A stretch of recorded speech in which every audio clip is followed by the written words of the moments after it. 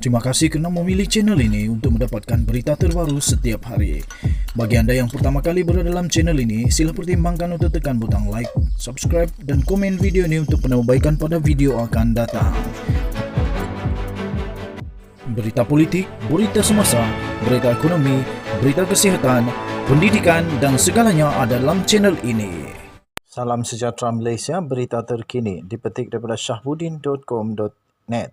Bertajuk, Hanya Agong Layak Tamatkan Saya. Keangkuhan Azam Baki sekaligus memperlekehkan Ismail Sabri. Artikel ini dipetik daripada syahbudin.com.net bertajuk, Hanya Agong Layak Tamatkan Saya. Keangkuhan Azam Baki sekaligus memperlekeh Ismail Sabri bertarikh 12 Januari 2022. Selepas pengerusi LPPR Abu Zahar Ujang semalam menjadikan Yang di-Pertuan Agong sebagai talian hayat untuk mempertahankan kedudukannya, kini Ketua Pesuruhjaya SPRM Azam Baki pula berbuat demikian. Berdepan tekanan yang kian meningkat yang mendesaknya meletak jawatan, beliau sebaliknya bertegas tidak akan tunduk kepada desakan tersebut. Katanya, tiada siapa yang berhak mendesaknya berundur kerana yang layak berbuat demikian hanyalah Yang di-Pertuan Agong. Katanya, saya dengan tegas dan tetap dengan pendirian teguh untuk tidak meletak jawatan kerana tidak ada keperluan untuk saya berundur, katanya. Tambahnya lagi, hanya seorang individu yang paling layak dan boleh menamatkan tugas saya iaitu Yang di-Pertuan Agong. Selain daripada itu, saya tidak mahu ambil peduli dengan apa juga tuntutan yang mahu diperjuangkan oleh pihak-pihak tertentu, katanya. Wow, angkuhnya.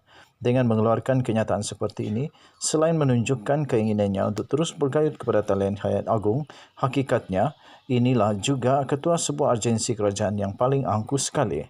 Kenapa mesti mempergunakan nama dan kedudukan agung? Meskipun benar pelantikan beliau sebagai Ketua Seterusjaya SPRM dibuat oleh Agong, tetapi dalam sistem demokrasi berparlimen yang menjadi amalan negara kita, semua keputusan Agong adalah atas nasihat Perdana Menteri. Agong adalah ketua negara dan urusan pentadbiran kerajaan diurus oleh seorang Perdana Menteri mewakili Agong. Agong sebagai ketua negara tidak terlibat dalam urusan pentadbiran kerajaannya, sebaliknya semua peranan itu dilakukan oleh Perdana Menteri.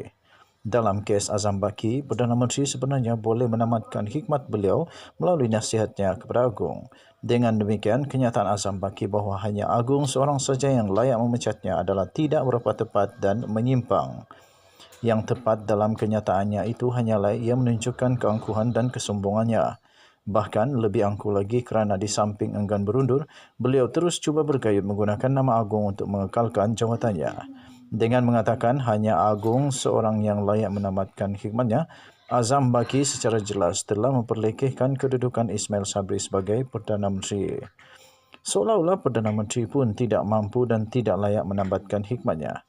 Dalam hal ini, sedarkah Azam Baki siapa yang mencadangkan namanya kepada Agong sebelum ini untuk dilantik sebagai Ketua Pesuruhjaya SPRM pada 2020 lalu?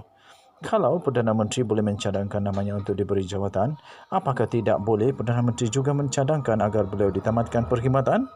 Meskipun dilanda kontroversi paling parah dalam sejarah SPRM, keengganan Azam Baki berundur atau meletak jawatannya walaupun sepatutnya itulah pilihan terbaiknya bagi dirinya adalah suatu yang memalukan.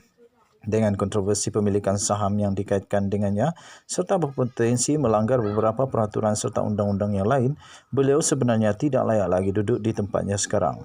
Apalagi yang mahu dipertahankan dan kebenaran lain yang diharapkannya akan muncul dengan enggan meletakkan jawatan itu, sedangkan pengakuannya memiliki berjuta-juta saham korporat itu sendiri sudah lebih daripada satu kebenaran.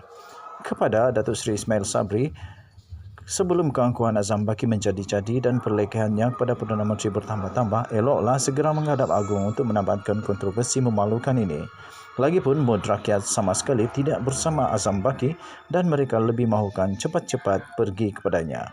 Ditulis oleh syahbudin.com bertarikh 12 Januari 2022.